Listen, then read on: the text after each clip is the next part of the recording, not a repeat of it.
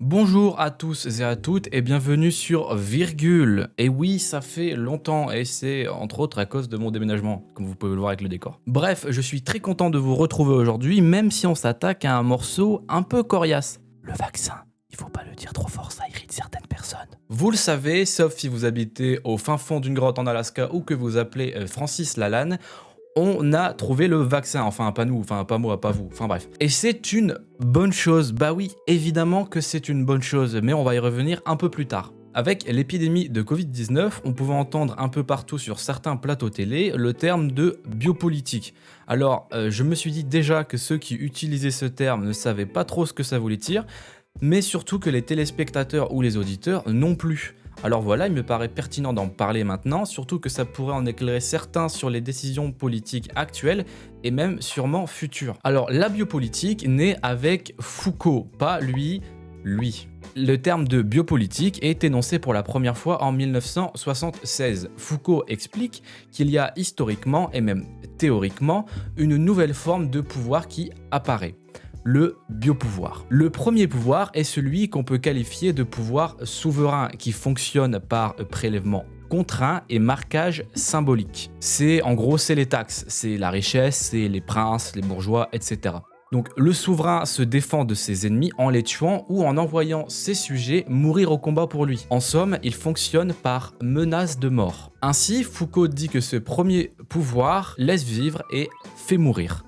Parce que voilà, il laisse vivre un peu les gens comme ils veulent, mais il a un pouvoir de mort sur eux. Mais à partir de l'âge classique, naît une nouvelle forme de pouvoir qui se divise en deux modalités, la discipline des corps et la biopolitique des populations. La biopolitique consiste à s'occuper des corps, à les surveiller, à les instruire. On doit rendre le corps docile, adaptable, rentable. On s'occupe désormais des individus, de la vie. Le corps devient la priorité. Et c'est ainsi qu'est née des disciplines comme l'épidémiologie ou la démographie par exemple. Le but pour l'État est de contrôler sa population, connaître ses variations démographiques, son état de santé moyen et même son état de santé mentale un peu plus tard. L'État peut et doit enrayer les épidémies, connaître pour pouvoir modifier les taux de mortalité et de natalité. Donc pour l'État, il doit préserver, contrôler la vie de l'individu. C'est pas simplement par pure gentillesse qu'on essaye de vous faire vivre plus longtemps ou qu'on essaye de vous faire mieux vivre. Par exemple, qu'on dit de mieux manger, qu'on dit de faire du sport, qu'on dit de faire attention à l'alcool ou à la cigarette. Si on extrapole Foucault rien qu'un tout petit peu, cela rentre clairement pour lui dans un contrôle anonyme et massif de la population. Et donc, vous me voyez venir, l'État français est pour moi un système biopolitique et je pense que la majorité des pays du monde le sont. Donc est-ce que la biopolitique est une bonne ou une mauvaise chose ? Alors, est-ce que la biopolitique est une bonne ou une mauvaise chose ? Ça, je sais pas. Je suppose que, comme beaucoup d'autres choses, les intentions et les moyens peuvent varier. Donc, c'est pour cela que l'on confine, qu'on demande de mettre du gel, de mettre les masques, de respecter les distances de sécurité.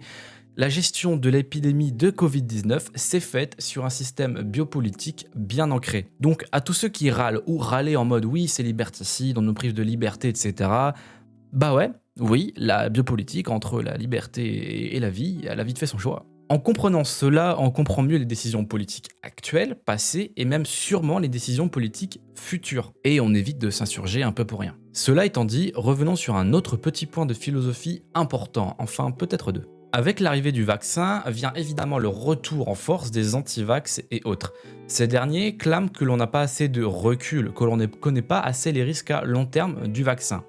Alors, je ne vais pas étaler ici les statistiques qui montrent que le vaccin du Covid-19 est l'un des vaccins les plus testés au monde, si ce n'est le plus testé au monde, ou encore du fait que l'on ne connaît pas en effet les risques à très long terme du vaccin, et encore, mais qu'on connaît déjà assez bien les risques à court terme du Covid-19 et que ceux-ci ne sont pas bien jojo. Ou encore que l'ARN messager n'est en aucun cas dangereux pour l'ADN, c'est pas parce qu'on change une lettre que c'est la même chose, ou même que tous les tableaux statistiques, prévisions et rapports historiques montrent et prouvent l'efficacité du vaccin sous toutes ses formes. Alors oui, l'esprit critique c'est important, c'est même primordial, c'est la base de la philosophie. Faites preuve d'esprit critique, doutez de tout ce qu'on vous dit et renseignez-vous avant de tirer des conclusions, évidemment. Donc douter du vaccin, prendre du recul sur celui-ci, c'est bon, c'est même sain évidemment, mais trop de gens oublient par la suite de se renseigner avec des informations scientifiques et vérifiables. Donc voilà, vaccinez-vous, c'est important. Et enfin vient le thème de la liberté. Ah, celui-là, on l'entend tout le temps, il revient tout le temps à toutes les sauces, j'en ai marre. Tout le monde y va de sa petite citation comme si tout le monde connaissait la liberté et savait ce que c'était réellement. J'ai l'impression qu'en ce moment, on crie au liberticide ou à la dictature aussi souvent que Depardieu pense à son vin rouge.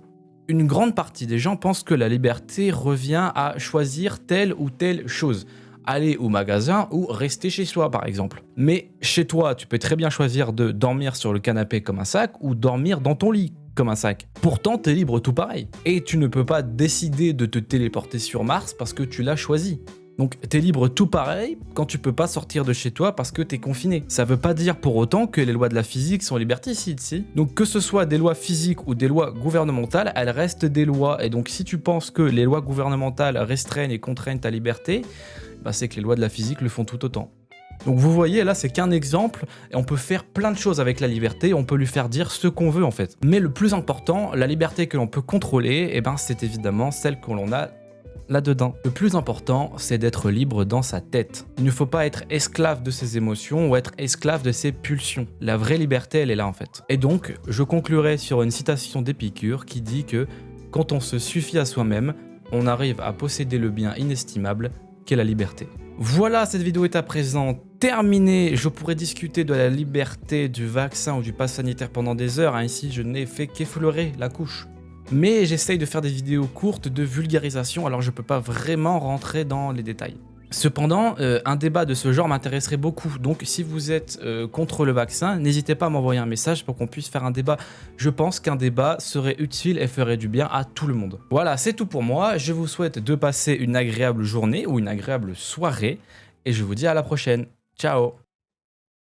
Ah oui, au fait, vaccinez-vous.